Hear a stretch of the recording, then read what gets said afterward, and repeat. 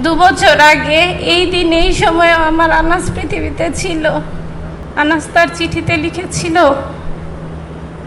মা, আমি মিছিলে যাচ্ছি। আমার ছেলে শাহরিয়ার খান আনাস আদর্শ একাডেমি গ্যান্ডারিয়া স্কুলের বিজ্ঞান বিভাগের 10ম শ্রেণীর একজন ছাত্র ছিলেন। মৃত্যুকালে তার বয়স ছিল 16 বছর 9 মাস। সে ভবিষ্যতে ইঞ্জিনিয়ার হতে চেয়েছিল। 2024 সালের 5 August long march to Dhaka কর্মসূচিতে যোগ দিতে সেদিন সকালে কাউকে কিছু না বলে গ্যান্ডারিয়ার বাসা থেকে বের হয়েছিল আনাস। বের হওয়ার আগে সে একটি চিঠি লিখে গিয়েছিল। আনাস তার চিঠিতে লিখেছিল, মা, আমি মিছিলে যাচ্ছি। আমি নিজেকে আর আটকে রাখতে পারলাম না। সরি আব্বুজান, তোমার কথা অমান্য করে বের হলাম। স্বার্থপরের মতো ঘরে বসে থাকতে পারলাম না। আমাদের ভাইরা আমাদের ভবিষ্যৎ প্রজন্মের জন্য কাফনের কাপড় মাথায় বেঁধে রাজপথে নেমে সংগ্রাম করে যাচ্ছে। অকাতরে নিজেদের জীবন বিসর্জন দিচ্ছে।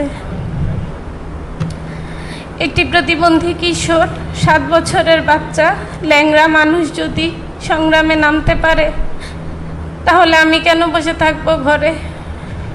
একদিন তো মরতে হবেই। তাই মৃত্যুর ভয় করে স্বার্থপরের মতো ঘরে বসে না থেকে সংগ্রামে নেমে গুলি খেয়ে বীরের মতো মৃত্যু অধিক শ্রেষ্ঠ।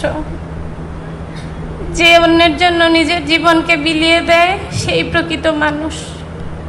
আমি যদি বেঁচে না ফিরি, তবে কষ্ট না পেয়ে গর্বিত হয়েও জীবনের প্রতিটি ভুলের জন্য ক্ষমা চাই।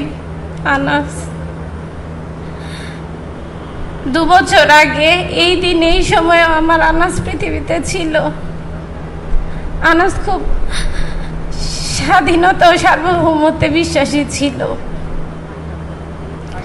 তার মতো 1400 শহীদ ও 30,000 আহত সন্তানদের আত্মত্যাগের বিনিময়ে আজকে আমরা এই ফ্যাসিস্ট মুক্ত দেশ পেয়েছি।